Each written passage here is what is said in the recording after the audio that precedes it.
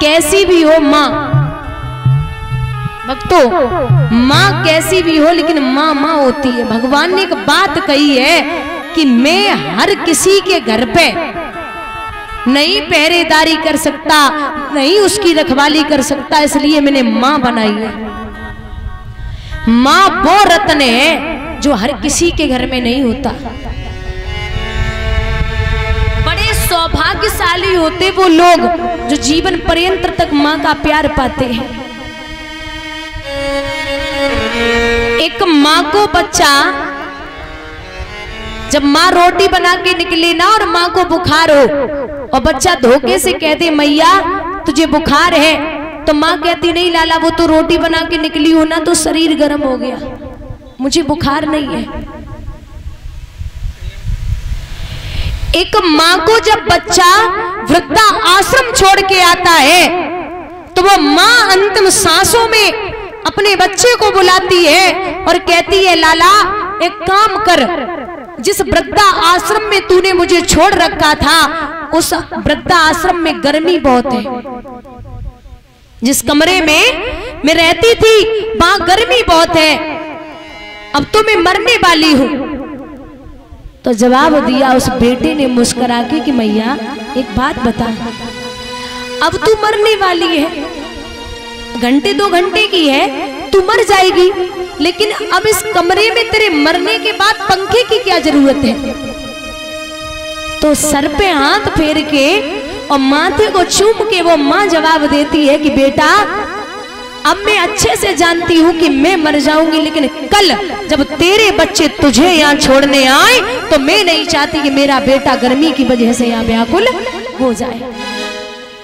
मैं तो चली जाऊंगी, लेकिन जब तेरे बच्चे तुझे यहाँ छोड़ने आएंगे तो तू गर्मी में पागल हो जाएगा, और मेरा बेटा कभी गर्मी में नहीं रहा, इसलिए मेरे जीते जी पंखा लगवा दे।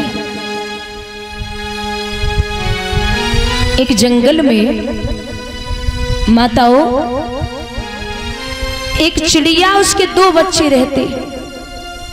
जब चिड़िया के बच्चे थोड़े समझदार हुए तो अपनी माँ से बोले मैया एक बात बता, जो पड़ोस में चिड़िया रहती है ना उसके बच्चे अब बड़े हो गए तो वो अलग जाते, उनकी माँ अलग जाती है उड़ने, तो तू बड़ी होकर जब मैं बड़ा हो जाऊंगा तो तू मुझे छोड़ के चली जाएगी क्या। तो चिड़िया ने जवाब दिया बेटो चाहे कुछ भी हो जाए मैं तुम्हें छोड़ के नहीं जाऊंगी। चोंच के द्वारा अपने पंखों को उजाड़ दिया और पंख जब टूट गए तो चिड़िया ने जवाब दिया कि बेटो जब पंख ही नहीं रहेंगे तो मैं उड़ूंगी कहां से, और जब उड़ नहीं पाऊंगी तो छोड़ के नहीं जाऊंगी। कुछ दिन बाद बच्चे और वो अम्मा अच्छे से रहती प्यार से, लेकिन कुछ दिन बाद भैया बस जंगल में आंधी और तूफान आ गया, आग लग गई। तो जब आग लगी है तो बच्चों ने कहा मैया आग लगी अब क्या करें। चिड़िया बोली एक काम करो, मैं तो उड़ नहीं सकती तो तुम यहां से जाओ, तुम अपने प्राणों को बचा लो। बुजुर्गों बच्चों ने उड़ना शुरू कर दिया और जब वो उड़ गए आंधी और पानी आग तूफान शांति हुआ, तो जब बच्चे लौट करके आए माँ को देखने तो चिड़िया उस डाली के नीचे मरी पड़ी है और उसने डाली पर लिखा था कि हे बेटो मैं इसलिए नहीं मर रही हूं कि मैं यहाँ आंधी और तूफान आया है, मैं इसलिए नहीं मर रही कि आंधी और तूफान आया है, मेरे प्राण तो इसलिए जा रहे हैं जिन बच्चों के लिए मैंने शरीर को बर्बाद कर दिया, उन बच्चों ने चलते टाइम हमसे एक बार भी नहीं कहा माँ मैं तुझे छोड़ के नहीं जाऊंगा। जिन बच्चों के लिए शरीर को शरीर नहीं समझा, उन बच्चों ने मुड़ के हमसे ये नहीं कहा कि माँ मैं तुझे छोड़ के नहीं जाऊंगा। तो कितने भी ऋण कर लेना, लेकिन माँ बाप के ऋण से कभी ऋण नहीं हो सकते। आज स्वयं मैया कुंती जा रही और विचार कर रही है कि मेरा बेटा क्या सोचेगा। सुबह 4 बजे ब्रह्म मुहूर्त में पहुंची। कर्ण के नेत्र खुल पाए और तब तक मैया सामने खड़ी हो गई। तो कर्ण ने झपट के पैर पकड़े। माँ, आप तो अर्जुन की मैया हो, आज आपको कर्ण की याद कैसे आ गई? और कहा बोले, बोलो मैया, बोलो मैया, किस कारण दुख उठाया है। माँ, क्या चिंता तुमको व्यापी रही, कैसो चेहरा को मिलाया है।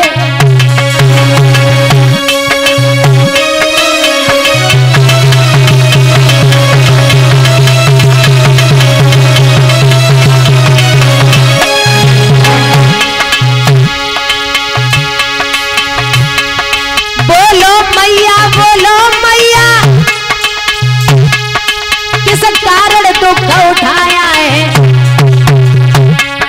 क्या चिंता तुमको व्यापी रही, कैसा चेहरा को मिलाया है।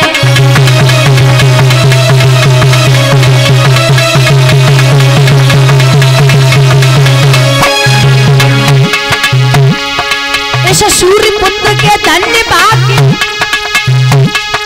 और दिल मेरा हर्षाया है। ब्रह्म मुहूर्त में मैया मैंने तेरे दर्शन पाया है।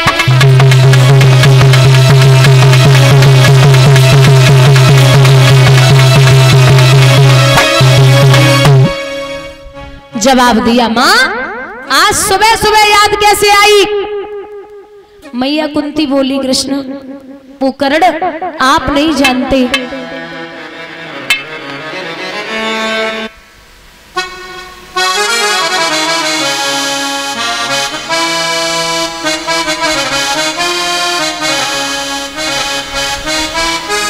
जवाब दिया, बेटा आज बड़ो दिल कर रो तुम वो चेहरा देख ले।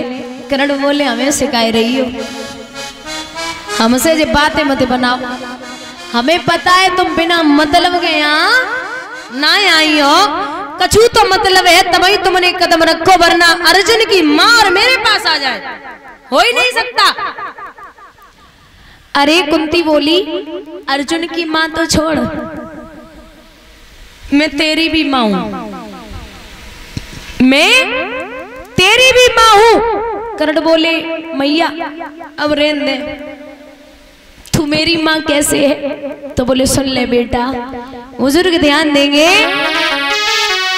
आज कुंती जवाब दे रही है कर्ण को कि सुनो बेटा कर्ण,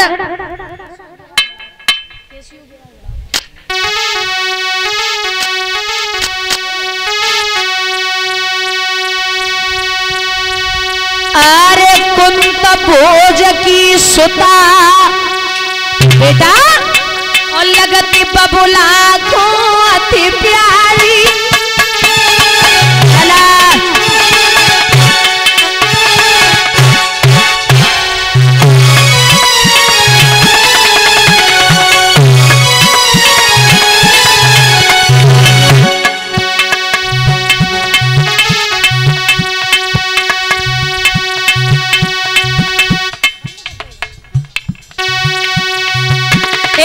कुंत भोज की लली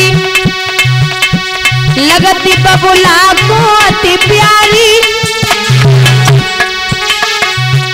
मैंने करी तपस्या बालापन में जब थी मैं कुंवारी।